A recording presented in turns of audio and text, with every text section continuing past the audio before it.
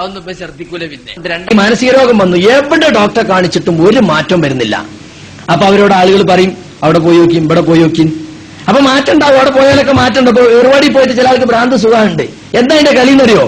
ശൈത്താൻ കയറിയിട്ടാണോ അവൻ ആ കേന്ദ്രത്തിൽ ചെന്നാണ്ട് ഇറങ്ങി കൊടുക്കും. അപ്പൊ എന്തായി? രോഗിക്കും വിശ്വാസമായി, രോഗിന്റെ കുടുംബത്തിനും വിശ്വാസമായി. ഏർവാടിയിൽ സക്കരിയ ഇപ്പൊ ഡോക്ടറേറ്റ് ഒക്കെ എടുത്താലേ അപ്പൊ കുറച്ചൊക്കെ അറിയായിരിക്കും. ഖുർആൻ ഉണ്ടാണ് വ്യാഖ്യാനിക്കേണ്ടത്. എന്നാ ഞാൻ വ്യാഖ്യാനിച്ചു തരാം. എന്നിട്ട് ആലിമിനെല്ലാം വ്യാഖ്യാനിക്കാണ്.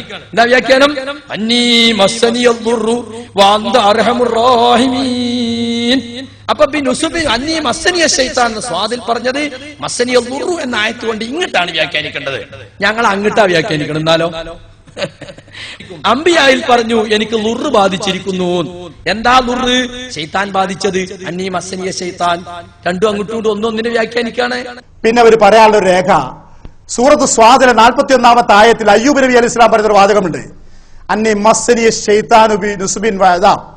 പടച്ചവനെ എനിക്ക് പിശാച് ബാധിച്ചിരിക്കുന്നതിന് മലയാളം കിട്ടേണ്ടത് അല്ലെ? വിഷമങ്ങൾ കൊണ്ടും രോഗങ്ങൾ കൊണ്ടും. അയ്യൂബ് നബി അലൈഹി സ്വലാം നബിമാരുടെ കൂട്ടത്തിൽ ഏറെ പ്രയാസം അനുഭവിക്കേണ്ടി വന്ന ഒരു സഹാബിയ, രോഗവും കഷ്ടപ്പാടുകളും. അദ്ദേഹം പറയുന്ന വാക്ക് എന്നെ ശൈത്താൻ ബാധിച്ചു, പിടിപെട്ടു എന്നാണ്. അതിന്റെ അർത്ഥം എന്താ?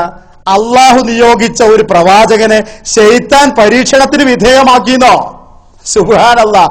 അള്ളാഹ് ഒരാളെ നബിയായി തെരഞ്ഞെടുക്കുക, അയാൾ പ്രബോധനമായിട്ട് നടക്കുമ്പോ ശൈത്താൻ പോയിട്ട് മൂപ്പര് ഇറങ്ങറാക്കുക, എന്നിട്ട് അവസാനം നിക്കക്കണില്ലാതെ മൂപ്പര് ദ്വാരക്കുക. സുബ്ഹാനല്ലാഹ്. അള്ളാഹു പരീക്ഷിച്ചു എന്നാ ഖുർആൻ പറഞ്ഞത്, ശൈത്താനല്ല പരീക്ഷിച്ചത്. പിന്നെ എന്ത്? അയ്യൂബ് നബി അലൈഹി സ്വലാം എന്നെ പിശാച്, അത് മനുഷ്യന്റെ പ്രവാചകന്മാരുടെയും ഭക്തന്മാരുടെയും ഒരു മര്യാദയാണ്. നമ്മുടെ ജീവിതത്തിലെ എല്ലാ സുഖങ്ങളും ദുഃഖങ്ങളും തീരുമാനിക്കുന്നത് പടച്ചവനാ. പക്ഷെ അനുഗ്രഹങ്ങൾ പടച്ചവനെ നീ നൽകി എന്ന് പറയുമ്പോ ദുഃഖങ്ങൾ പടച്ചവനെ നീ നൽകി എന്നല്ല പറയുന്നത്, പൈശാചികമായി ഉണ്ടായി എന്ന് പറയലാണ് മര്യാദ, അതം. അതാണ് കാണിച്ചത്. മനസ്സിലായല്ലേ ഞാൻ പറഞ്ഞത്? അയ്യൂബ് നബി അലൈഹി സ്വലാമിനുണ്ടായ വിഷമങ്ങൾ അള്ളാഹുവിന്റെ തീരുമാനമാണെന്ന് ആ പ്രവാചകൻ അറിയാം, അത് പൈശാചികമല്ലെന്നറിയാം. പക്ഷെ പടച്ചവനെ നീ എന്നെ കഷ്ടപ്പെടുത്തി എന്ന് പറയില്ല സാധാരണഗതിയിൽ. പിന്നെന്താ പറയാ? നന്മകൾ മുഴുവൻ പടച്ചവൻ നൽകി എന്ന്. ദോഷങ്ങളൊക്കെ പൈശാചികമായി അല്ലെങ്കിൽ എന്റെ കുരുത്തക്കേടുണ്ട്. അള്ളാഹുവെ നീ എനിക്ക് എന്തെല്ലാം അനുഗ്രഹങ്ങൾ നൽകി എന്ന് എനിക്ക് പറയാം. അള്ളാഹുവെ എന്റെ കുരുത്തക്കേടുകൊണ്ട് എന്തെല്ലാം വിഷമം ഞാൻ അനുഭവിക്കേണ്ടി വന്നത്. മനസ്സിലായോ? അല്ലാതെ പടച്ചവന് എനിക്ക് എന്തെല്ലാം ഇടങ്ങാറുണ്ടാക്കിയത്, അങ്ങനെയല്ല അദബ് മര്യാദ. നമുക്കറിയാം ഒക്കെ പടച്ചവന്റെ തീരുമാനമാണ്. പക്ഷെ ദോഷങ്ങള്, തിന്മകള്, ഇഷ്ടകരമല്ലാത്ത കാര്യങ്ങളെ പടച്ചവനിലേക്ക് ചേർത്ത് പറയാണ്ടിരിക്കാന്ന ആ അർത്ഥത്തിനാണ് അതിന്റെ ആ ആയത്തിന്റെ മേലെ അന്നീ മസനിയ ലുറു, എനിക്ക് വിപത്തുകൾ ഇടപെട്ടി എന്നെ ബാധിച്ചിരിക്കുന്നു എന്ന് വിശദീകരിക്കുന്നുണ്ട്.